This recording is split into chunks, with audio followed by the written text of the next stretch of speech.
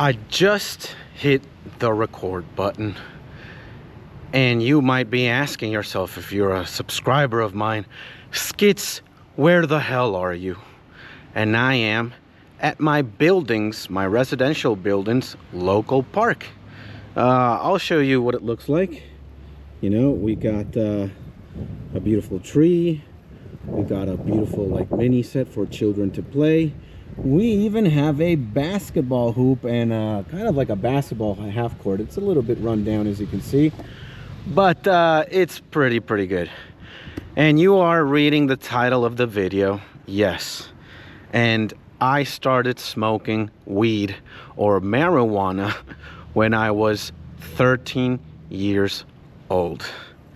Now you might say, or you might be talking to yourself within, and you might be saying shit like, oh my god, isn't that pretty young to start smoking grass?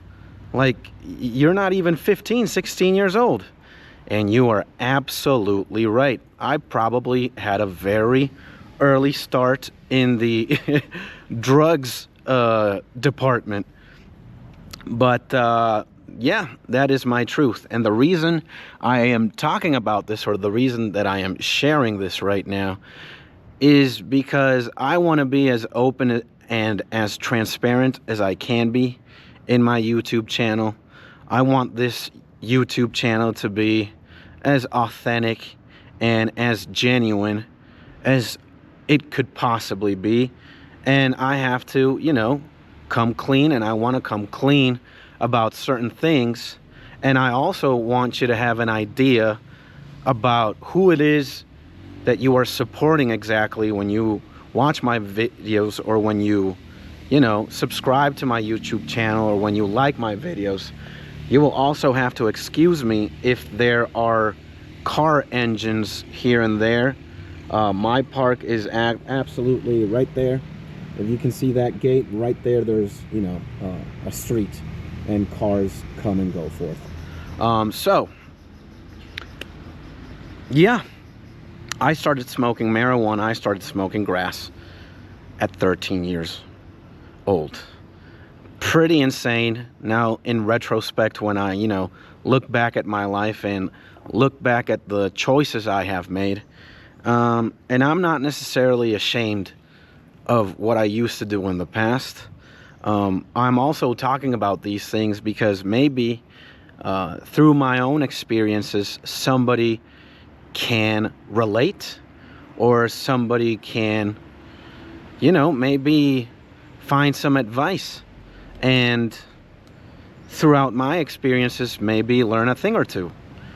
And maybe 13 is indeed a very young age to start, but I know of even more ridiculous cases, in the sense that I know there are people who started smoking at a younger age than 13 years old. I've seen cases where people have started smoking weed or marijuana at the age of like 10, 11, 12. And it's pretty, I wouldn't say alarming, but it's definitely brutal. The other day I was watching a YouTube video by kurzgesagt or something, and they made a pretty nice video, or like a mini doc, about the lasting effects that marijuana can have on a person. And in that video they recommend something like, you know, if you want to start smoking weed, or if you ever are curious enough to, you know, indulge in the ganja, that it would be a very good idea to start somewhere between your 20s, right?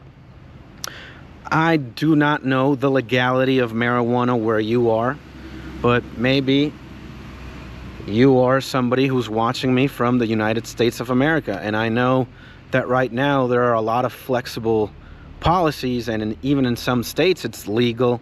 And now marijuana is not such a taboo topic like it used to be several years ago. Now in my country, in Venezuela, marijuana is still illegal. And even though it's a very popular drug of choice, I think in my country first comes alcohol consumption. More people drink alcohol than anything. And secondary, I think marijuana is the second most consumed drug, even though it's illegal. It's actually pretty easy to come across a drug dealer or a marijuana vendor per se, even though it's illegal. It's something that you can see very, very commonly at least in the capital city of my country, in Caracas.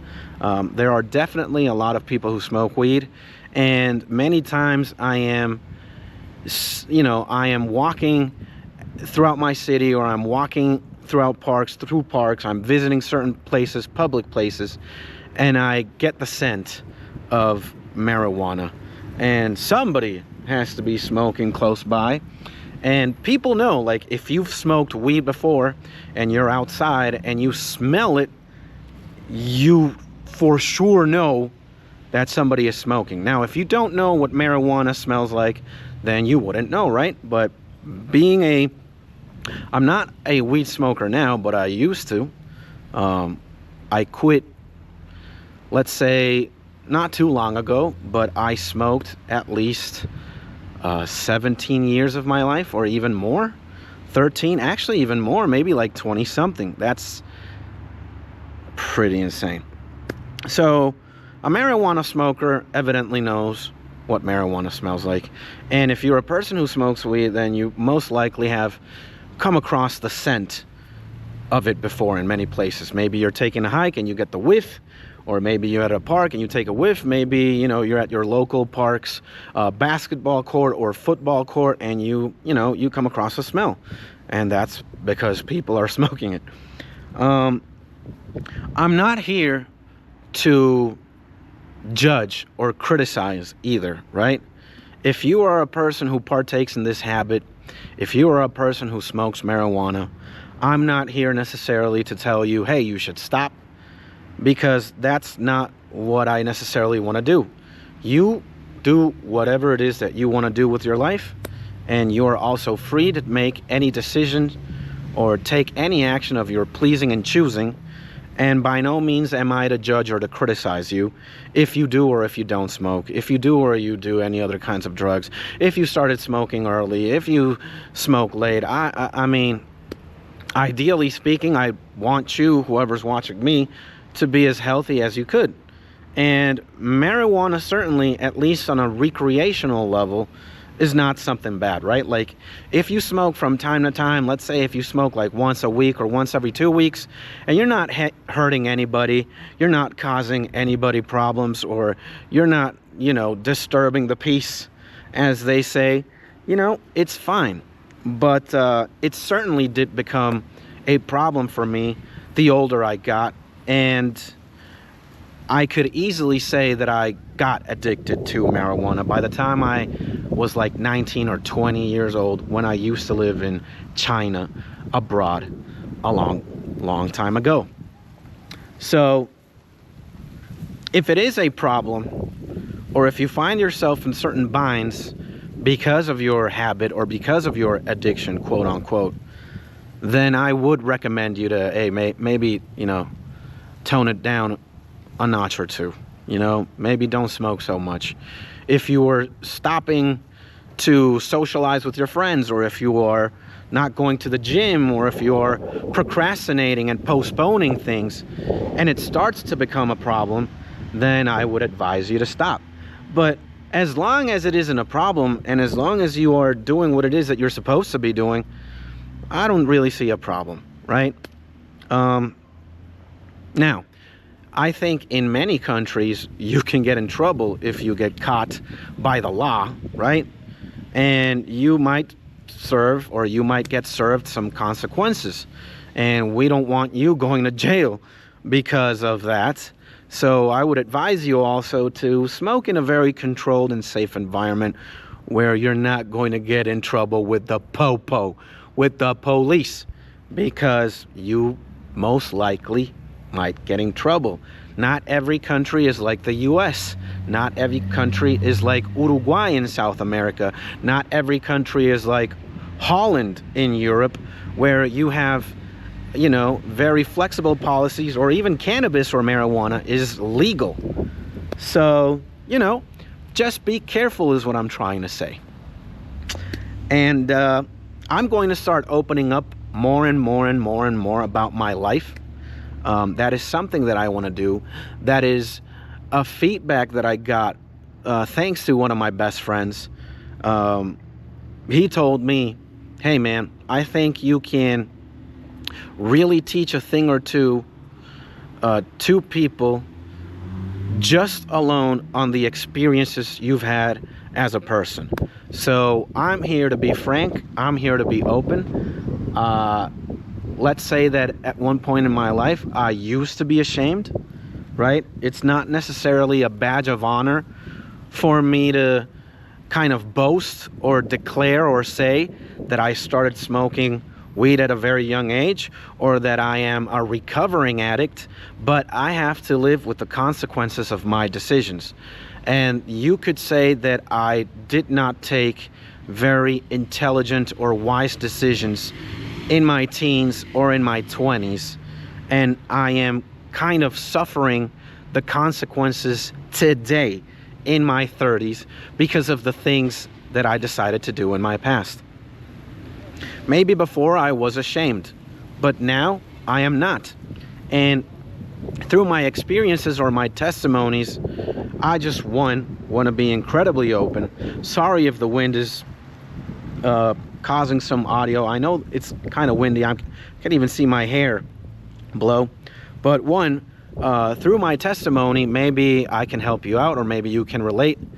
And two, like I said in the beginning, or like I've said maybe repeatedly now, one of the things that I want to practice in my YouTube channel is for me to be as authentic and as genuine and as open as I can be, because I really have nothing to hide. You could argue that I am an open book type person, and that is something that I want to instill or practice in my YouTube videos. And once again, I am not ashamed of saying that I smoked at a very young age, that I started smoking when I was 13 years of age, and it's not necessarily a badge of honor either. It's just something that happened, and it's something that it's something that I have to live with, thanks to, what I decided to do at a very young age. And now I live with certain consequences because of it. And when I tell you that I started smoking weed when I was 13 years old, it was mostly recreationally until I was like 19 years of age. When I was 19 and I moved abroad to China, that's when it started to become a problem. That's when I started smoking marijuana on a daily basis, and that's when I started dealing with my problems, albeit emotionally or psychologically. I was shielding myself from, dealing with negative emotions or dealing with certain things, and I used to use marijuana as a shield to not cope or to not deal with the things that I needed to deal with back then. So it did become a problem, right? Hopefully it is never a problem for you.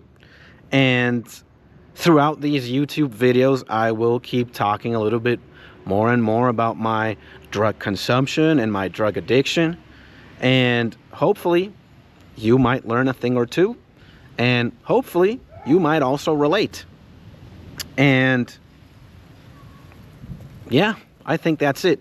I'm going to try and leave this video as unedited and as unfiltered as possible.